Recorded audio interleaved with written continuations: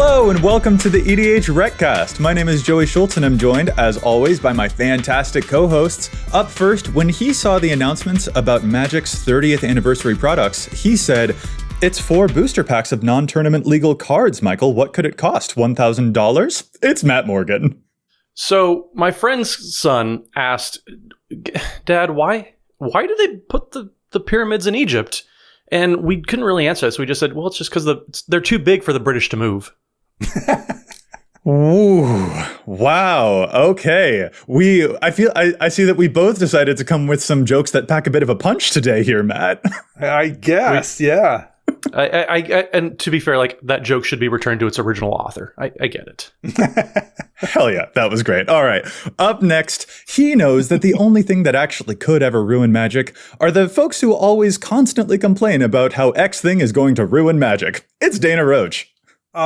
There are 3 kinds of people in this world, I think. There are those who can count and those who can't. And those who can't. Dana, when even I can predict the punchline to your dad jokes, it's not a good sign. Yeah, man. Maybe I'm getting better at this, or maybe gotta step it up. Step up your game, man. Learn some tips from Matt. Dana's becoming predictable in his old years. Did I foreshadow that one too much?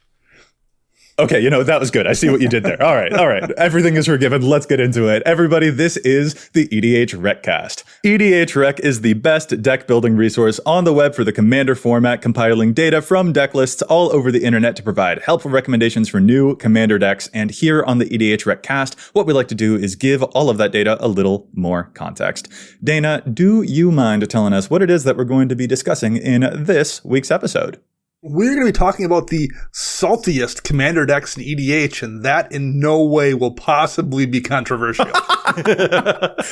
Oh, yes. I'm sure it will be perfectly fine. Yeah, okay. So for everyone, we did some Salt scores a little while ago. We are recording this pretty shortly after we've gotten all of the data, but the show takes time to actually come out. So now we are giving an even further in-depth analysis than the videos that we've already done. We want to go even further into the data to see what else we can find out about the format from the community Salt pollings that EDHREC likes to do every year. So hopefully there's some fun information for y'all here. But before we get into that main topic, let's pause real quick for some fun shout-outs. First, we'd like to thank Chase, also known as Mana Curves, for their work in editing the show. You can find them on Twitter at Mana Curves. And if you would like to support the show, you can do so by liking and subscribing on YouTube or your podcast app of choice. Or you can go over to patreon.com/EDHRECast, where we have patron tiers of all sorts of levels, whether there's whatever financial support you want to provide, whether it's you want to join the Discord community that we have, you want some EDHREC swag that we send out. There's all that and more over at patreon.com/EDHRECast. And there's always that special tier where we give shout outs to people just for joining, just for supporting the show. And this week we want to give that very special shout out to Sean Ritu. So thank you, Sean Ritu, for all that support. That's really the only rhyme that I could come up with. So I'm sorry to leave you hanging there. I'm sure that Sean appreciates it very much. Just like Sean, we appreciate you. And we super love the support from the patrons, but also if you, like Matt said, leave a like, leave a review, subscribe on YouTube. Every little bit really helps, whether it's the support on Patreon or whether you're just leaving comments and engaging and stuff like that. It's all really, really wonderful. So Sean, thank you so much. Everybody listening and following and watching and all that, appreciate all of you.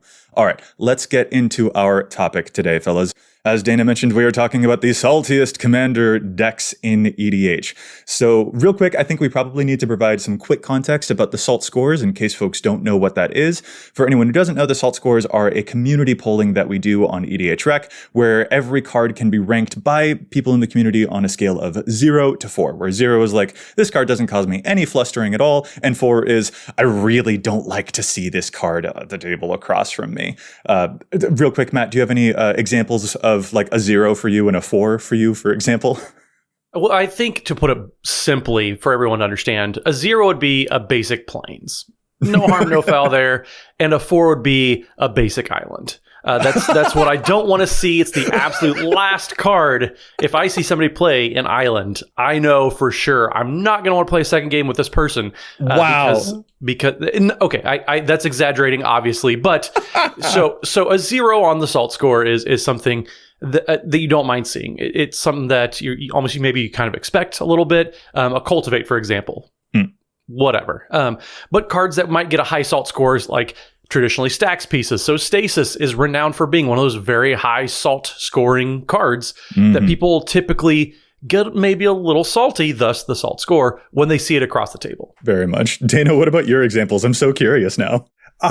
Yeah, I mean, I think of things that consume my time specifically that someone else was playing. So stacks pieces definitely fall into that. The expropriate cards of the world fall into that. Things that make the person I'm playing against consume a large amount of the pod's time. That kind of does it. I'm here to play Magic, not watch you play Magic. Yeah, very fair. And this really, like the whole salt score thing for us is just like some silly and fun, like I want to make sure that we say we don't take it too seriously. It's fun community polling. Sometimes people will discover new cards from the random generation when they are voting on all of these things. It's pretty fun, and mostly we like to use it as a signal for some cards that probably warrant a pregame discussion heads up for the rest of the table. Like sometimes when you get hit with a Vorinclex that restricts mana out of nowhere, that can feel a little bit like, but if you've like talked about it with the rest of the table, then obviously there won't be salt there if everyone's on the same page. So we like to use the salt scores as an indicator of like, hey, make sure that everyone's on the same page, especially about cards that might function in this kind of way. And that's mostly the reason that we like to do it, because we hope that that's a fun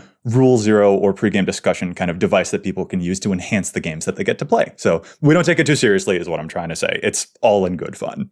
Yeah, you could have the saltiest deck ever made, and as long as your playgroup is enjoying playing against that deck, that's not at all a problem. It's maybe just a good flag about something that you should mention when you're playing outside your playgroup that's used to playing with that NaCl ridden deck that you have. Yeah, that's a very, very good point, Dana. It's not that this is how your playgroup is going to react. Your playgroup is probably going to be self-governed.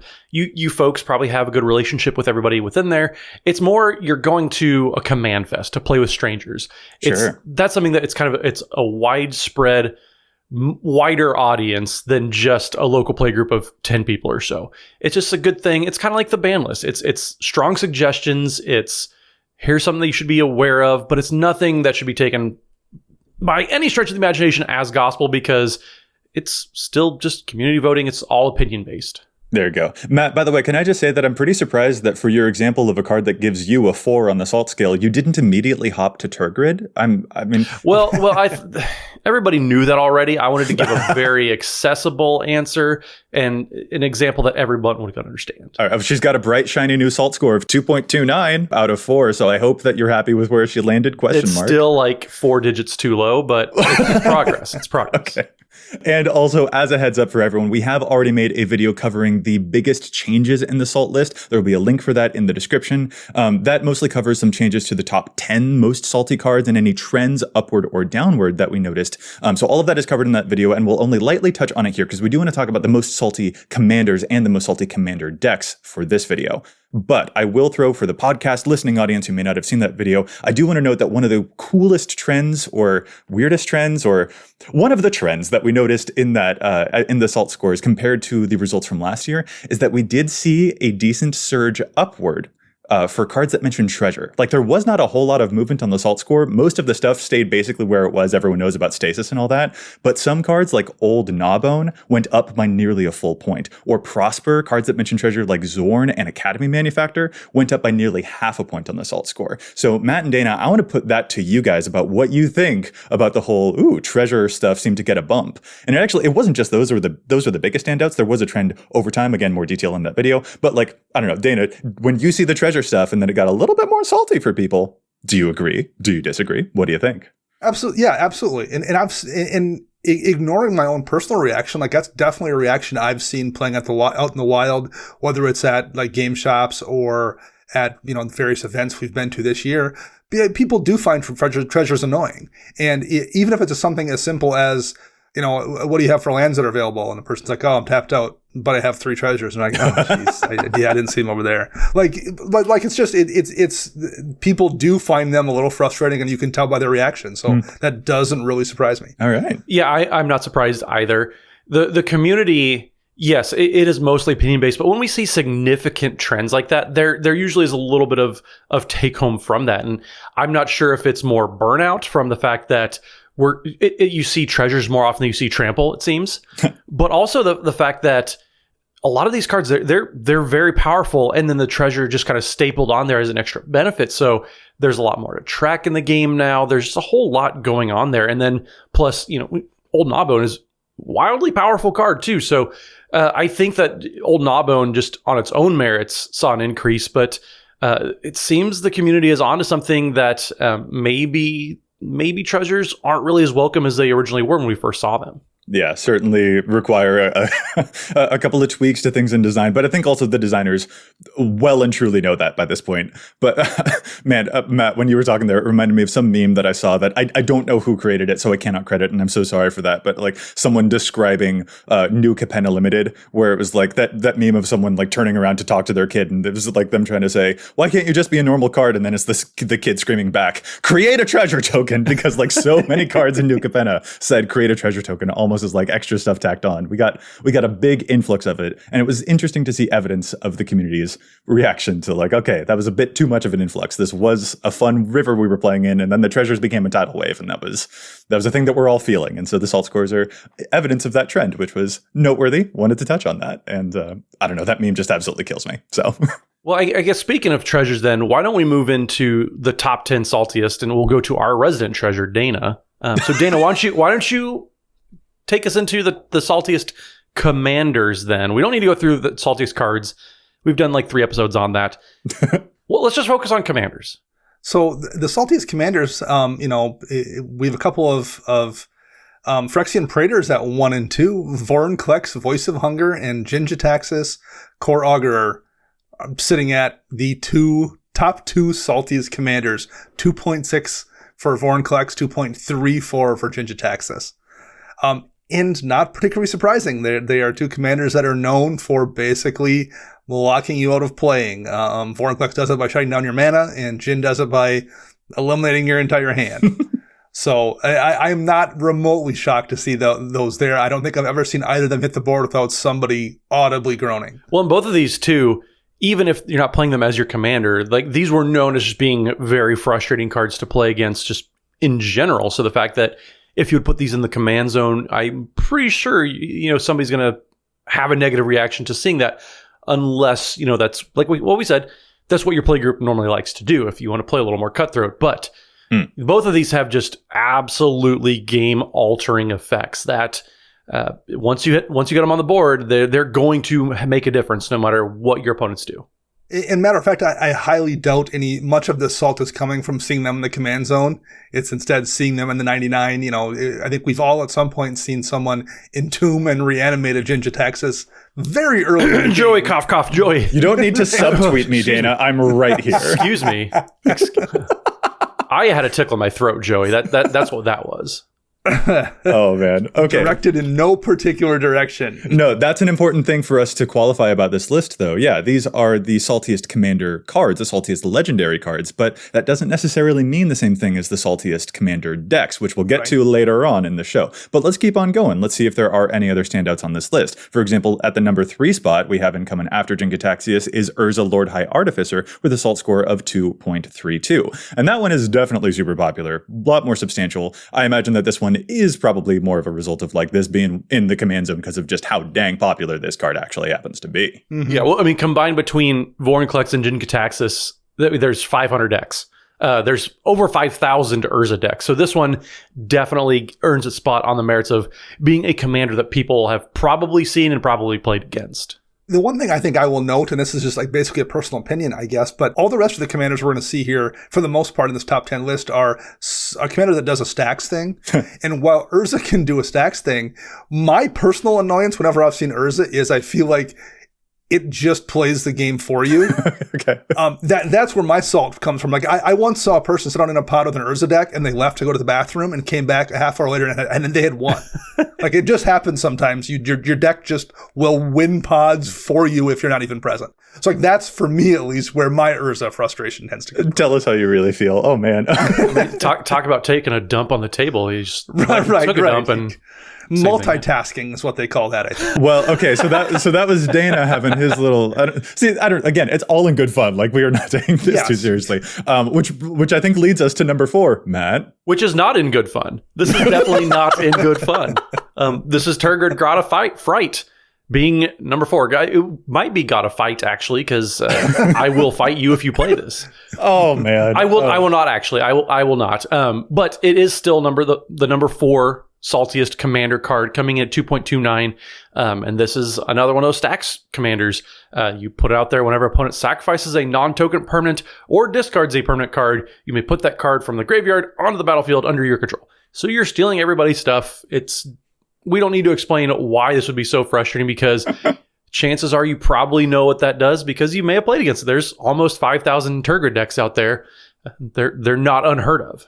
Yeah, this one's wild to me just because, like, the previous time that we saw this effect was on It That Betrays, where when people sacrifice stuff, you get it. And that was a 12 mana card. And this is a 5 mana thing. And it has a back half, which is like an outlet to win the game if you get infinite mana for like some type of combo.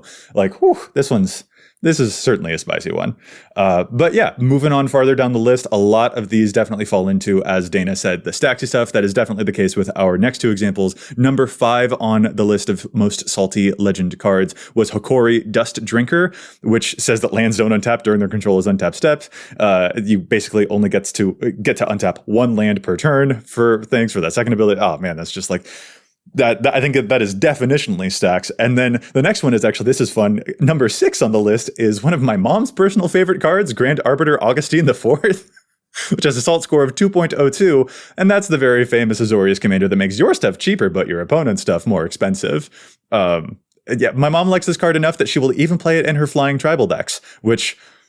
You know what? That's cool. But like, again, like we understand, I don't know, we started playing in the Ravnica block. So like, this is one that actually means a lot to us as a family, because this is how kind of like we learned to play. So we're cool with it. But I also, having been on the receiving end of this card plenty of times, I'm also just like every so often as well. So like, I totally get it. Well, it's also one of those cards that, like, in the 99, it's way less frustrating than it is in the command zone. Fair. Yeah. And it also, you know, unlike the Jin-Jitaxis of the world, you can't really entomb it and reanimate it in a way that's probably worth doing. Whereas, I get the frustration, but I also understand why it's further down the list than some of the ones that were much higher up. Well, and Grand Arbiter might have been one of the original stacks commanders too. Yeah. Hokori Dust Drinker has been around for a long time, but I don't ever recall it ever really being popular, just because it's monocolored. But Grand Arbiter... It's index versus... Exactly. It's kind of like the first two that we talked about. They're index, but they're not at the helm of decks. Sure. Yeah. Grand Arbiter has been at the helm of decks for a long time. Yes. Ever since it was probably originally printed, it was going in command, or in command zones, I should say. So this is probably the holdover. Like it's weird to see how long it's sat near the top of this list, because it was kind of the original stacks commander. Yeah, that's perfectly fair. I think that there's also that distinction to make about the card that comes in at number 7 on the list, which is Emrakul, the Promised End. So again, a legend. The one that I think this might cause a little bit of frustrations is because this is one that can take an opponent's turn. It kind of has that Mindslaver effect. It gives them an extra turn after that, but like one turn is enough to completely demolish someone's board and like ruin all of their resources if you really want to. This one only has, like, as a commander, Emrakul has about like 514 decks to its name. It is by no means the most popular colorless commander. I think that in most cases, this is one of those cards that shows up in the colorless decks, or in some decks that might want to, cheat big things into play. For example, if you're playing like a Belby deck, for instance, that can produce a lot of colorless mana really quickly, then this can also be one of those top ends. This one feels to me like more of a 99 culprit than a command zone culprit. Well, and the next one too, coming in at number 8, I don't really know the last time that I saw this one, because this one, not so much like Grand Arbiter, but has kind of gotten the rule 0, and we're not really into playing that, but also probably just playing over Spell Table, which has kind of become one of the main ways that people have played. Send Triplets has kind of slipped down a little bit, coming at number 8. This one has a lot to do with stealing your opponent's stuff, seeing their hands and everything, and doing so over webcam, it just gets a little more difficult. So I think folks have kind of gravitated away from that over the past couple years, versus when we were playing in person all the time, being able to physically, okay, let me see your hand, let me take your things, let me put that onto my battlefield. So it's just been a little hard. So I think it might be slipping a little bit just because of how people tend to play in today's game. Yeah, I think that's definitely something that stands out for that card. Is it's with the advent of Spell Table, for sure has hurt the popularity of Send Triplets. And I've seen that among people. Actually, I have 2 friends that had Send Triplet decks. One took it apart, and the other one has talked about it because they both play enough on webcam that becomes a non-playable deck at that point. So I've absolutely seen that in real life. Well, an interesting thing about last year's Salt scores is that we actually saw a somewhat high Salt score for cards like Xanathar Guild Kingpin, but this year the Salt score on Xanathar went down. And that's another commander that has the same difficulties about like you're literally taking other people's stuff, and over webcam that could be difficult. But Xanathar went down. Well, Send Triplets has basically stayed where it was from last year. Like some slight jostling in position, but not anything noteworthy. And I think that there's a good distinction to draw there. Like just stealing stuff isn't the only thing that makes this card sometimes a little aggravating. You're stealing stuff from someone's hand, not even just from the top of their deck or stuff that they like put in their graveyard that you're stealing with other cards. Like no, you are directly doing the I drink your milkshake thing to them. And that is just like, no, I came here to play with my cards. Thank you very much. So it's interesting to note that not only is this card among the top 10 saltiest legendary cards, it's also not moved compared to other effects that at first appear somewhat similar. Well, and because of the way Send Triplets works, you can only cast spells that you can make mana to cast. So you also get situations where it's not like they're spreading around that hate. You find yourself in a game sometimes where you are the Send Triplets target every single turn because you are playing the colors they play. So that's another thing I've really noticed with that card. People tend to hate it because when they're in the pot with it, if they're in the right colors, they're just focused with it the entire time. And that's super frustrating. You don't ever feel a moment when like the boot is off your neck. Well, and then to kind of wrap us up, but still kind of be on theme, we just have 2 more blue commanders that are going to wrap out the top 10. So we have Jin-Gitaxias, Progress Tyrant, and then Jeskai, but they're still blue there, with Narset Enlightened Master, which is the original Narset, that was one that gets to attack and cast a bunch of non-creature spells for free.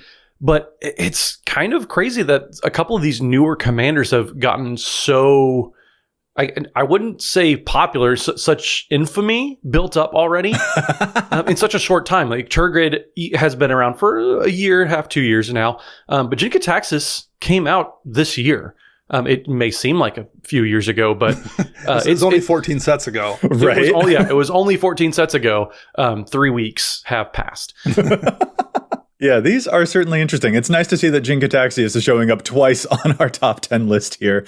But yeah, I mean, he counters stuff that your opponents do, like the first each turn, and then he doubles your own stuff. It definitely is another one of those cards that tilts things in your favor. And this one's actually got over 1,000 decks to its name as a commander, and in terms of just how many decks it shows up in the 99, over 20,000 decks. Like this one is seeing plenty of play because that is a dang good effect. Another thing that I might consider entombing and then using a reanimation spell on it. No, wait, Dana won't like it. Never mind. Dana, forget that I said that. And then there's Narset, who's famous, and talk about her instead and distract from the fact that I mentioned reanimator shenanigans. Sure. Well, in Narset, there's some stacksy ways to play her too. But again, that's one of those frustrating commanders where you feel like the person who's playing it is just automatically getting a ridiculous amount of value by virtue of having a commander in the command zone that's way better than anything you could be playing, and you can interact with it. So it's frustrating on multiple axes, and I get why that one has also continued to be a salty commander despite having been around for, at this point, 8-ish years almost. Yeah, the play pattern of so many extra combats, so many extra turn spells that she can play for free, it can feel like, I'm not sure that everyone's getting as much of the game as we wanted. So again, all of these are always in service of noting that like these are good candidates to discuss, make sure that everyone's on the same page about having, the game experience that everyone wants to have. Is this going to be a silly fun game, or is this going to be like a sweaty game? Are we leaning forward? Are we like putting up our dukes, or is this kind of, we all wanted to have a chill time? Because the imbalance is where frustrations can actually happen. So yeah. But again, those were just the saltiest legendary cards. And that is not the same thing as the saltiest commander decks. And that's what we wanted to talk about next. But well, I guess we can't actually talk about it next because there's something else that we have to do. Matt, we have to challenge some sets, don't you think? Like that we've got to do that before we can keep on talking about all of the salt. I don't like your segue. It wasn't forced enough. It wasn't like ham-fisted. Kind of natural, right? Yeah, it's got to be as natural as Mr. Olympia. We'll see if we can shoehorn something in crudely next week. All right. Well, I'll shoehorn in a quick break, but after that, let's get back into talking about challenging the stats. All right, for the first challenge this week, I want to talk about a card from back in the most recent Ravnica block, Font of Agonies. It's an enchantment for 1 black mana. Whenever you pay life, you may put that many blood counters on Font of Agonies. You can spend 1 in a black to remove 4 blood counters from Font of Agonies and destroy target creature. It's also a very cheap card. It's sitting at about 75 cents right now. If you are playing a commander like Tavash Gloom Summoner, which I am, or Greven Predator Captain, which Joey is, commanders that routinely just baked into what they're doing make you pay a significant amount of life, it winds up just being a 1-mana enchantment that you can spend 1 in a black at any point in time and remove 4 counters and kill a thing. And very frequently, you have multiple activations available worth of counters on Font of Agonies with those commanders. And we just got a new one that's showing up here in the new Warhammer 40k Universes Beyond deck, Mortarion Demon Primarch. It's 5 in a black, and it has an ability, Primarch of the Death Guard. At the beginning of your end step, you may pay X. If you do, create X 2/2 black Astari's warrior creature tokens with menace, and X can't be greater than the amount of life you lost this turn. So it's a deck that's going to be also losing life, similar to how Tavash wants to pay life and how you're going to be paying life with your Greven Predator Captain deck. It's going to be just as much of a house in Mortarion decks as it is in the existing commander decks, and even in those, it's not played nearly as much. So, Font of Agony should see more play if you are playing a commander that routinely plays life, and if you're putting together a brand new Mortarion deck, put Font of Agonies in the list. Now, as a quick addendum to this, because Dana, you mentioned my boy Graven Predator Captain, and I know that the YouTube comments have already left this comment, but I'll beat them to the punch, or at least I'll try to. Right, no one wanted to wait six seconds for clarification. Greven specifically says that you lose life, so that is different than paying life for the purposes of Font of Agonies. But with that said, there are so many ways that you can use cards that pay life in Greven decks that, like, I'm still totally on board with that for the purposes of Greven as well, if you want to. The Greven deck is usually running cards that enable him to lose life by paying. Hello, Wall of Blood. How are you doing? Pay 1 life to pump up my commander and do a bunch of lethal things, draw a bajillion cards, and also Font of Agonies to destroy things in the way. Don't mind if I do. So just wanted to add a quick clarification to your challenge, Dana, and I appreciate how bloody marvelous it was. Did that work? That was bad. Matt, take a challenge. I'm an agony. Hopefully I'll cast a healing salve on you or something. I'm trying to think of something. That one was so forced, which means we love it. All right. It was more forced than the segues that I bring to the podcast. But hey. I will do the challenge this week. So this week, actually, since Dana's providing a challenge for one of Joey's decks, I, too, will provide a challenge for one of Joey's decks. So I'm going to look at the card Digsite Engineer in Shorakai Genesis Engine decks. So Digsite Engineer is 2 and a white for a Dwarf Artificer that's a 3/3 that says whenever you cast an artifact spell, you may pay 2 generic mana. If you do, you create a 0/0 colorless construct artifact creature token with this creature gets +1/+1 for each artifact you control. Now, if you're playing a vehicles deck, or you're just playing treasures in any of your decks, this card has the opportunity to make very, very large beaters for 2 mana. And all you have to do is just cast your Soul Ring or cast any artifact that's probably going to be in your deck. But in Shorakai decks, you're casting a lot of vehicles. The typical deck is kind of chock full of them. And Shorakai loves having big creatures that can crew up Shorakai. That does have a crew 8 cost. And so having the ability to just make very, very mana valuable creatures is a great ability, but also you're going to make several of them because it only costs 2 mana each time. So you cast an Aethersworn Canonist, you just happen to pay 2 mana, you make what becomes a 2/2 right off the bat. That's going to get bigger over time. If you have more treasures, you have all sorts of artifact creatures in your deck. These artifact creature tokens that you're making are going to be very, very big and very, very quick. So I just think that 10% of these Shorakai decks playing Digsite Engineer, that number is probably a little bit too low. It's just able to make an army, and it can. We talk about Mentor of the Meek, how it kind of got pushed out because, well, it only triggered off so many things. Like, this is a similar kind of effect. You know, you do a little thing, you pay a little extra mana, you get a bonus. This bonus is pretty beefy. Yeah. So I really like this card. Just in artifact decks in general, but I was looking at Shorakai specifically, and the number seems a little bit low. So if you need some sort of mana sink, which I know, Azorius, you have mana just floating around everywhere, but if you do need a mana sink when you're recasting these artifacts, Digsite Engineer is a fantastic way to generate value out of casting all those artifact spells. I love this card. Digsite Engineer is one of those cards that I wish was legendary. Absolutely. Like, if this was a legendary mono white commander, I would have built it yesterday. Instead, what I built was Shorakai, but I didn't do the vehicle route as you were talking about. What I did was, can I make blue-white Reanimator work? Can I make Reanimator without black happen by using random weird old white cards that revive from the graveyard? I've had this deck for a while. I still don't know the answer to whether or not I've been able to pull it off, but regardless, I love this card for the decks that you described. Well, thank you. I'm glad that it resonates a little bit with you. It do resonate. All right, I'll move to our final challenge here, and this is actually our listener submitted challenge, which comes to us from one of our users in our Discord, DYLGIB. I assume that this is pronounced Dilgib. My apologies if I am mispronouncing that, but holy crap, this challenge actually kind of rocks my world, and I'm really excited to tell everyone about it. So our challenger here is mentioning that the card Mercurial Transformation has some very curious stuff going on with the commander Essex Fractal Bloom. So as a reminder, Essex Fractal Bloom is the 6-mana Simic commander that says the first time you would create one or more tokens during each of your turns, you may instead choose a creature other than Essex and create that many tokens that are copies of that creature. And Mercurial Transformation has the very fun effect of being a 2-mana blue sorcery that says until end of turn, target non-land permanent loses all abilities and becomes your choice of either a blue frog creature with base power 1/1 or a blue octopus creature with base power and toughness 4/4. So the key words on Mercurial Transformation that Dilgib is pointing out here is that this turns a non-land permanent into a creature. This is a card that animates, say, a random Rhystic Study or someone else's Smothering Tithe and turns it into a creature. And then you can cast some random effect in your Essex deck, such as a Fungal Sprouting, to make a bunch of tokens.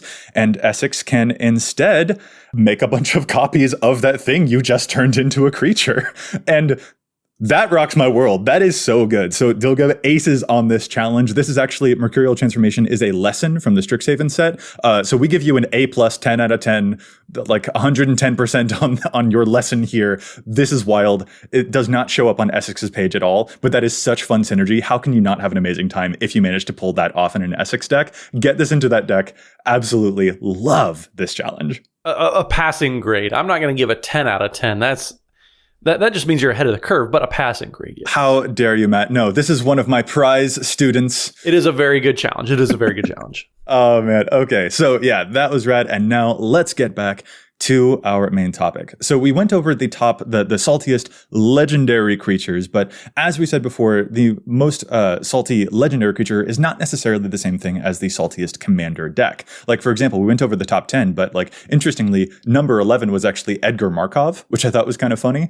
Edgar Markov, I can totally see a lot of folks out there don't like the Eminence mechanic. That's probably why he earns, as a legendary creature independently, a good salt score. But the rest of his deck is just full of a bunch of vampires that wouldn't necessarily be salt-inducing. So it would be weird to say that he's high on the salt scores in terms of commander decks, but he is higher in terms of commanders. So that's a distinction to make. So I think that's what is going to bring us here to the actual saltiest commander decks. When we actually take their average deck data on EDHREC and we compile all of that, which commanders have the highest salt sum across all of those 100 cards is the thing that we're going to start investigating here. Matt, do you think you mind starting us off for the saltiest commander decks when compiled? Well, I sure can. And there's something that we noticed as we were kind of compiling all this information.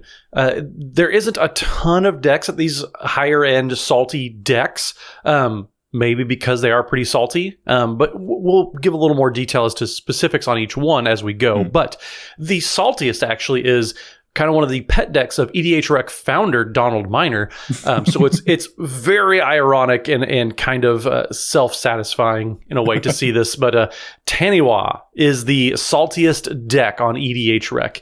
The average salt score comes out to a compiled total of 43.9. And that's because they're playing a bunch of cards like Sunder and Back to Basics and Mana Breach and cards that mess with all of your resources, which, as we've talked about over the history of these salt scores, players don't like it when you mess with their mana. We don't mess with their resources. And that's exactly what Taniwa decks do. Yeah, the ability of Taniwa says at the beginning of your upkeep, all lands you control phase out. So you cast Asunder to get rid of everyone else's lands, but yours are phased out. They'll come back later. You're perfectly fine. You escape the downsides.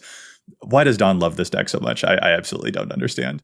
Don loves doing just the doofiest things, but in the most efficient way possible. It's true. It's so wild to just watch his brain work, but also he sunders the table and then he's giggling to himself because of just how much fun he's having. Yeah. And we're over here like, man, we're just doing our best.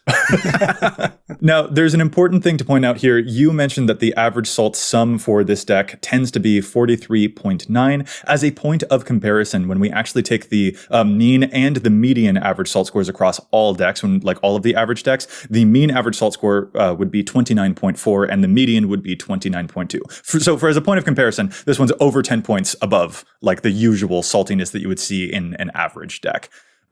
This is also it's 50% higher, which is like significant, right?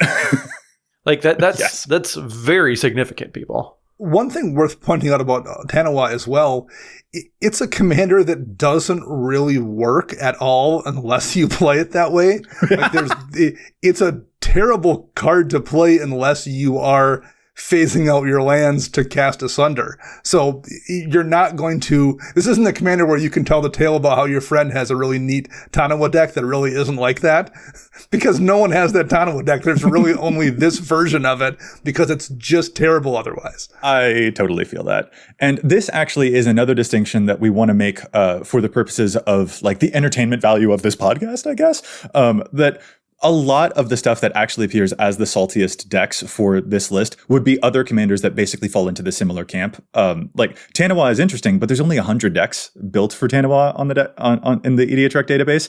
And a lot of the other ones that we saw that had the highest salty sums tended to be either mono white or mono blue, or in some cases Azorius commanders that also were like 100 decks or less as well. Like, you know, we mentioned Hokori Dust Drinker as well.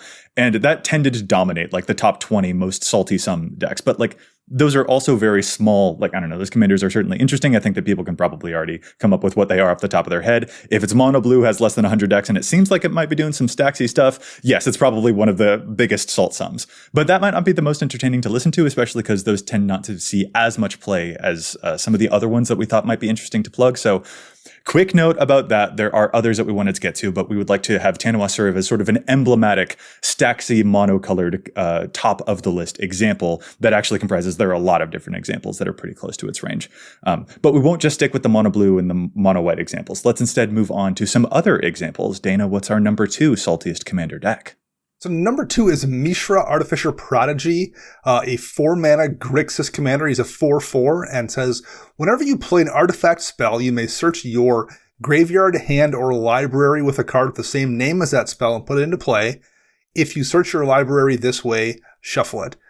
So as Commander is a singleton format, I mean, conceivably you could play this as a 7 Dwarves deck, I guess. And find some way to, you know, make them into an artifact and flip it down and find that spell again. But traditionally what people wind up doing is running a very chaos-based deck where you run things like Possibility Storm or Planar Chaos, things that basically do that effect anyway. So since you are going to be not casting the spell the way you intended to cast it, those things actually make your deck work and make everyone else's deck kind of not work. I feel like these examples are like build your own Praetors, right? Like to a degree, yes. Yeah. These strategies that make severe resource imbalances for your deck versus other people. I'm just like, dang. I mean, I admire the hustle, I guess, right? Like, Well, any deck that wants its cards to get messed with by Blood Funnel probably is up to no good. And that's just exactly what Mishra Artificer Prodigy wants to do. It's weird because I remember back in the day of 2016 and Commander was still kind of creeping around, people would post these primers, these expansive, okay, this is how Mishra is actually like a very cool commander. And if you need to read a small novel in order to understand how the commander works and why it does what it does, I tuned out. And so, yes, I understand the appeal of it, but also the cards that it's doing, it doesn't just mess with the Mishra players' decks. It messes with everybody's decks in a way that's what makes it so unfun and hard to play against. It's very much one of those commanders that the first time you see it, you're like, oh, that's actually super clever and interesting. And I never want to see it again. So what you're saying is that it earned its average salt sum of a 38.4 across its average deck. Yeah, I would say that it earned it. It's basically if you want to play Plane Chase in the command zone. Yeah, that's a good way to put it, actually. All right, moving to the third saltiest deck here, we have... This one's no mystery. Numot the Devastator with an average salt sum of 36.1 in its entire deck. Numot the Devastator is a Jeskai dragon, one of those old ones. This actually was in a Commander Precon, which actually does kind of baffle me. Whenever Numot deals combat damage to a player, you may pay 2 and a red, and if you do, you destroy up to 2 target lands. And the high, like, when we look through this thing's deck data, we see a lot of cards like Armageddon shows up in 62% of Numot decks. Impending Disaster, which also destroys all lands, shows up in 45% of all Numot decks. Yeah, this one's pretty brutal. Not gonna lie. Yeah, this is, I think, more an example of a commander who's encouraging you to run a bunch of salty cards than it is a commander who himself is particularly salty. Because I've stumbled across, Numot before in someone's dragon deck, and it's not really a huge concern for the most part. For sure. In the 99, it's when you are playing it in your command zone. And even then, it's really not something that freaks me out too badly. It's just the deck tends to be filled with a bunch of other cards that aren't that great to play against. But, shout out to the fellows from One More Mana, because Ken, I believe, has a Numot the Devastator deck, but It's actually Soldier Tribal, and Numot is just there as a red herring, which is the best way to use this commander, I think. Like, I think that's absolutely rad. But, I mean, it also, to Dana's point, if we want to talk about commanders that just kind of lend themselves to being abused by all sorts of salty cards. Maybe not the commander itself is doing anything. Angus Mackenzie is totally that commander too. You look at the average deck there, it's Seedborn Muse and Constant Miss and Peacekeeper and all these cards that are just, they kind of build a prison around them. And so it's not that Angus Mackenzie has a fog ability. Sure, fogs can be annoying, but setting the deck up to abuse the fog ability is kind of where people are like, okay, bud, let's get this over with. And so, yeah, fogs every turn can be not game ending, game perpetuating, however you want to say that. Yeah, I can see. So Angus got an average salt score across all of its average decks there. It totaled to 35.4. So it's still, pretty higher than the average there. And yeah, I have to imagine that this is a part of the experience of like Seedborn Muse just feels powerful, but in conjunction with Angus, it's like, oh, I can literally never deal any combat damage unless you specifically decide.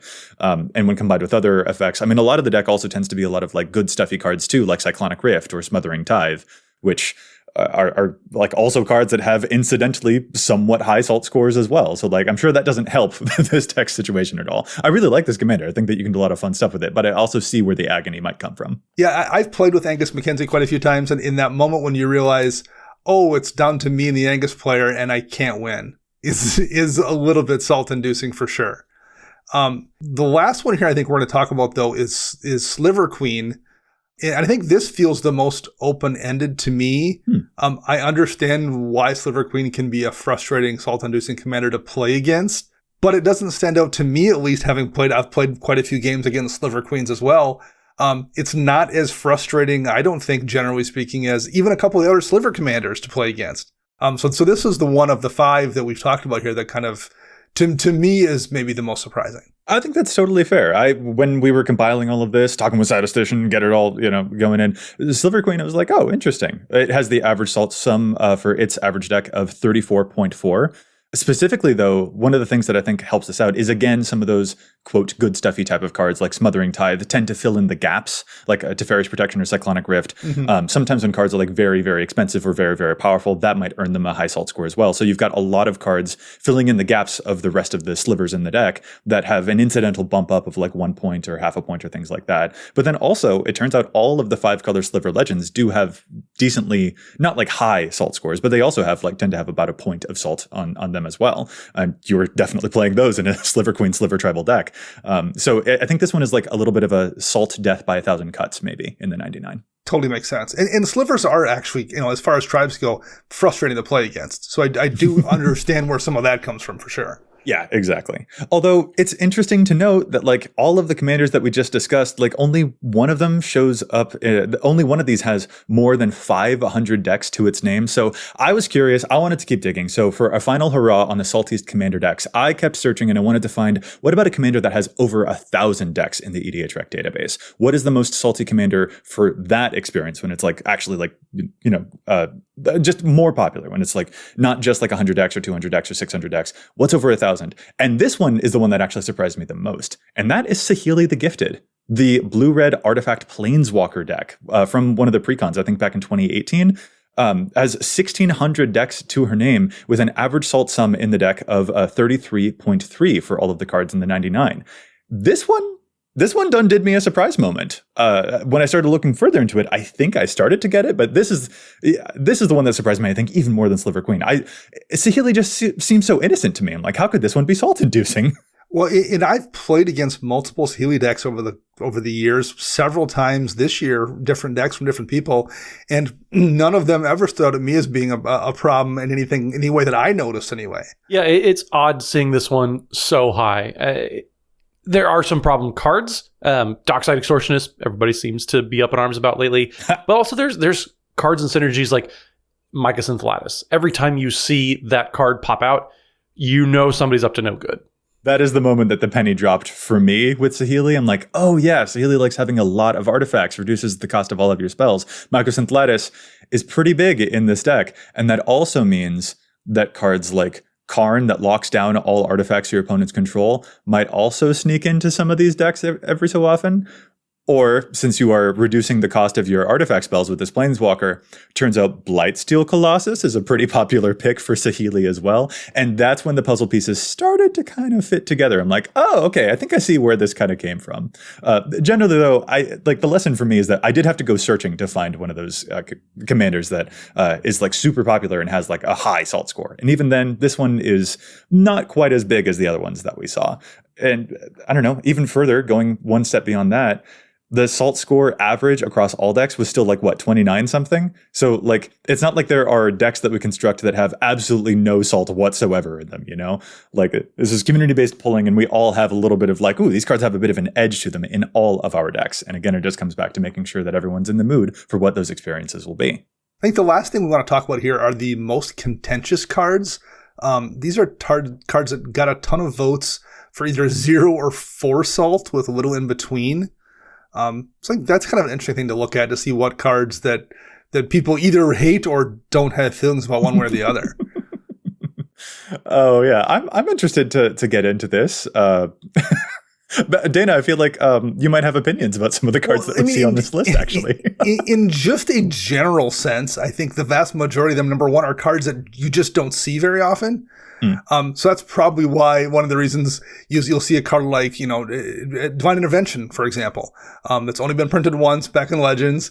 It basically is a troll card, right? It causes the game to be a tie. So like the average player is going to see that and they'll read it, but it won't fire off any particular feeling one way or the other. They'll know it doesn't look like a particularly exciting card, but like, I'm never ever going to see that. It doesn't inspire any negative emotions in me, whatever. Except for unless you're the person who's seen it in a game and had everything wind up, all feel like it was all for naught, then you do get mad and you give it that foresalt. So I think a lot of these are cards that people maybe just don't see. But when they do, it's an awful experience for that person. Yeah. Well put. Matt, any standout for you? I mean, it's kind of crazy, the discrepancy between the high and low average scores on all of these land destruction spells. You have Decree of Annihilation that had such a huge deviation between the high and lows, but also you have Apocalypse, Ravages of War, Obliterate, all of these land destruction spells. It seems it's all or nothing. Either people don't mind it at all, or people really absolutely just hate it. And a lot of them too, more people hate them, it seems, because the salt scores are higher typically on these. But then there's some people that just 0, 1 maybe. People just don't mind it. And so that's one thing that I think players need to be very aware of is, you may be totally cool with this thing, but having this as a tool, having the salt scores as something to help equip you going into a Magic Fest or going into a new LGS, be aware. And like Joey, like what you said, communicate these things to the people that you're sitting down in pod with. Okay, this is my so-and-so deck. I have Decree of Annihilation and Impending Disaster in the deck. That's just something to keep people aware of. Some people may say, well, do you have another deck? Because we're not really in the mood for mass land destruction. Sometimes they might be cool with it and let you play that one game.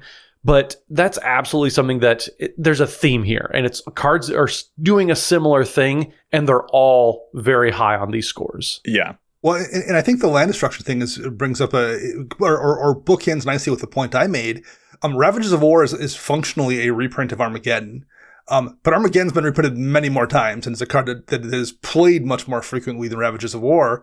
So my guess, again, is because people don't see Ravages of War, it doesn't trigger that immediate, like, visceral response of F you, card. I'm giving you 4 salt because I've never seen it. So there's probably plenty of people that I would guess the difference between Ravages of War and Armageddon is there's a lot more zeros for Ravages of War from folks who don't have a visceral reaction versus Armageddon that they have seen and immediately do have a hair trigger response. No, this is an absolutely good point. Sometimes the amount that we have seen a card might affect our impression of that card.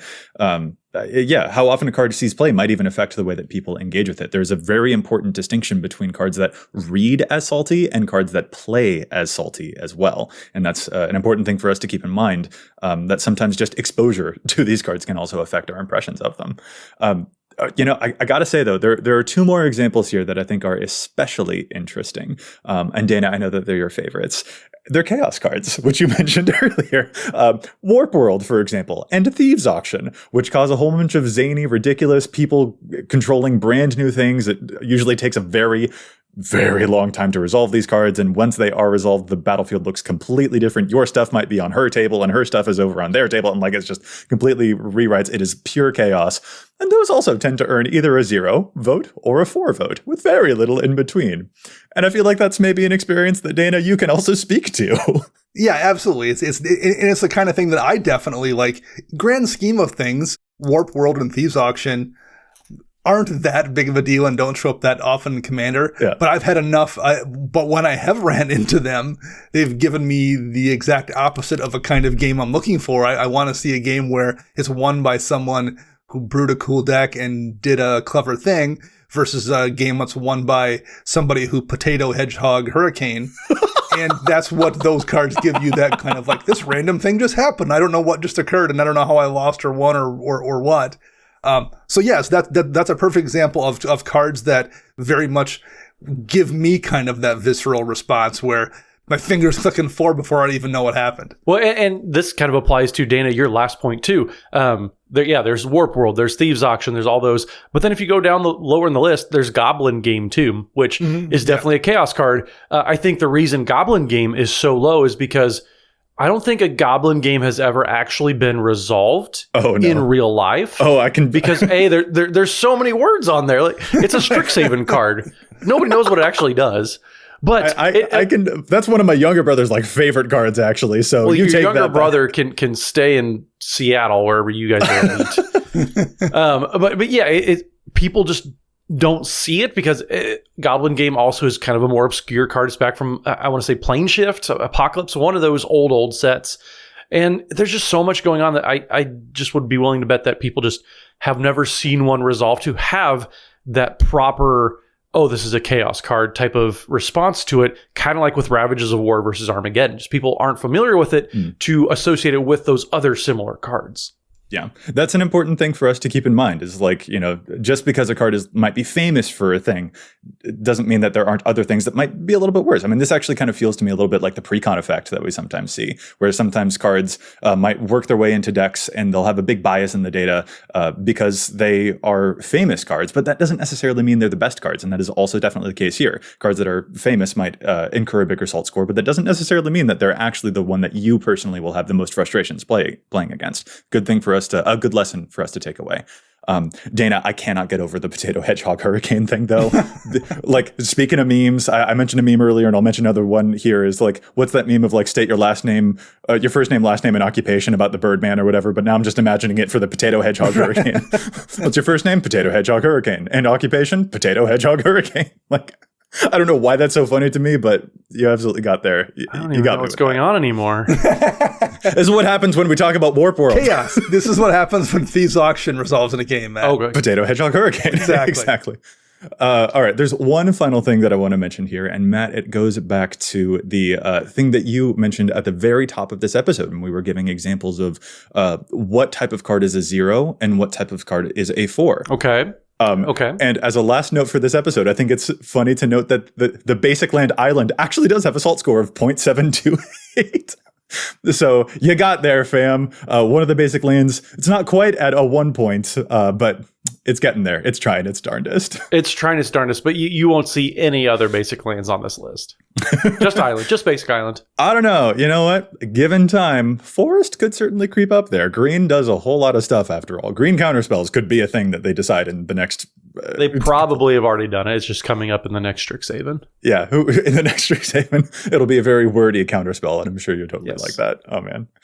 All right, this certainly went off the rails, but I think we're going to wrap it all up here. Listeners, we would love to hear from you about the cards that you think are the most salt-inducing and what you think can affect our different biases and perceptions of these cards. But we also want to make sure that we say, once again, that all of this is, of course, just in good fun, and it's a great signal about, like, hey, let's make sure that we're all on the same page, because a certain card in one player group's in one play group's hands could be perfectly cool, perfectly fun, and in another play group it might be like, hey, we'd love to have a conversation about that. And that's what these always are in service of, is making a better gameplay experience for everyone out there who wants to engage with them.